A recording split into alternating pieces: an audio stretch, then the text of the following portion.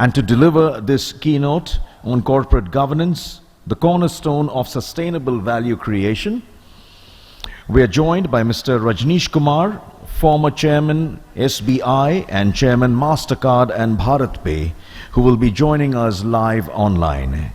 So a huge round of applause, ladies and gentlemen, for Mr. Kumar as he joins us virtually.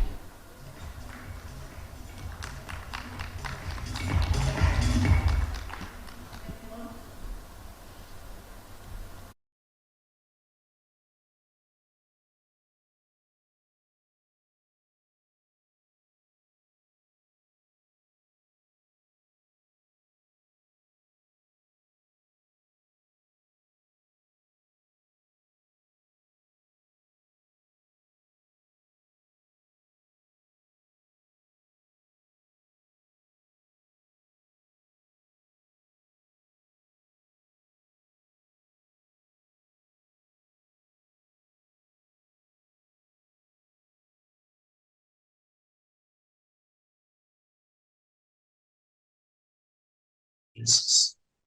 So cybersecurity, data security, frauds, and even the issues around generative AI and generative AI. There are many issues, and the boards and the managements have to tackle what I call the challenge of the technology.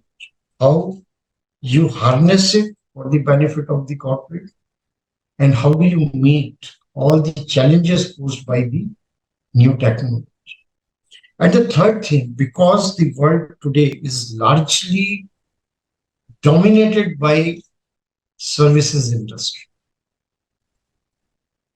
All the developed economies, 70% of their GDP is contributed by services. India is no exception. We are close to 60% as far as GDP contribution.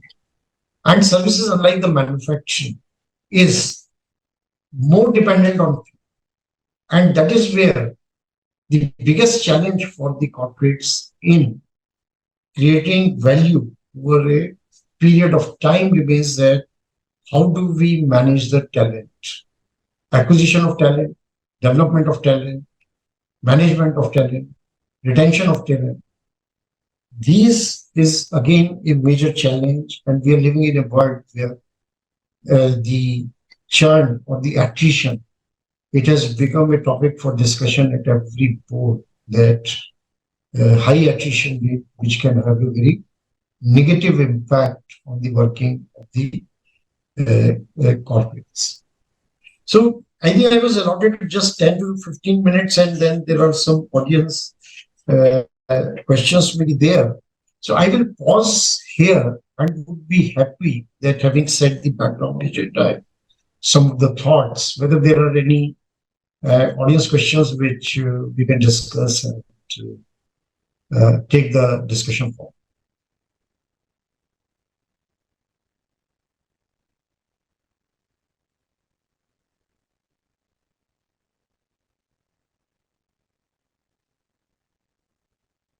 Hello.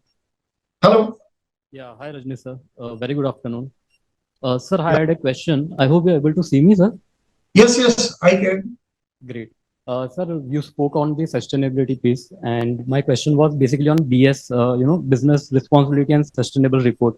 How you feel that this particular, activity will impact the ESG governance in India? Can you repeat the question, because your initial part was not very audible. Now it is better, sir?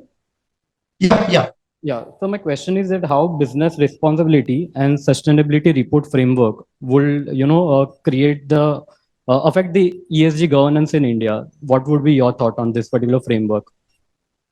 So this is sort of a disclosure which corporates are making in their balance sheets, and some of the companies I have seen that they bring out separately a report as far as their ESG activities are concerned. So obviously, this is an outcome of what I spoke about, that a corporate today does not exist only for creating the value for the shareholders.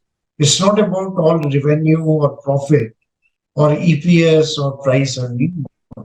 So today, we talk about economic cost of the development.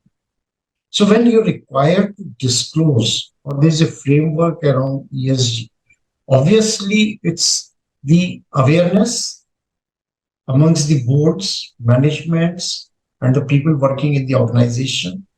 And when you're disclosing it, you're making a statement to the outside world.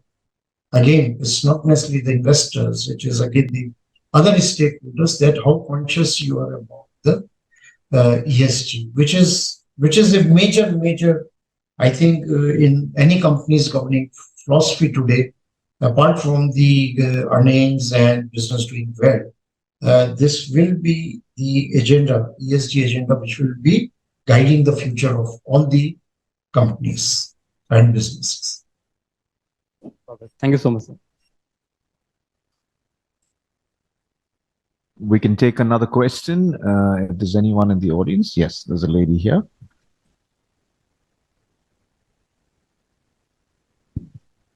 Good afternoon, sir. I hope you can hear me. Yes. So my question to you is, how can corporate governance framework in India support women representation in the board and also in the wider workforce? Yes. So my answer to this is that it's all about the quality of the talent also. And while we having a affirmative action or a sort of a requirement that companies with a certain size, there are parameters defined in the law where the companies need to have a women director. So one is to encourage you, I would say. And I have seen and observed in the State Bank of India is also that because they have dual responsibility of managing the family and as well as professional career. So this is an encouragement to them that please don't leave midway. And there is an opportunity where you can come and rise to the top. So that is in some sort of an incentive. But when it comes to the quality of the governance, so I will be gender neutral here. So if they have to make a contribution, then you have to the right type of talent at the board level, whether it is male or female. It is ultimately quality of the talent that would make a difference. And we were discussing this topic in light-hearted way that if a woman is present in the board, it brings more discipline as far as the male members are concerned, and they work more attentively. But that was said more in the lighter way. But ultimately, I have explained that what is the rationale, number one. And number one, there definitely can be a big contribution, but the quality of the talent is ultimately what matters. Thank you so much for your insights, sir. Thank you. Thank you.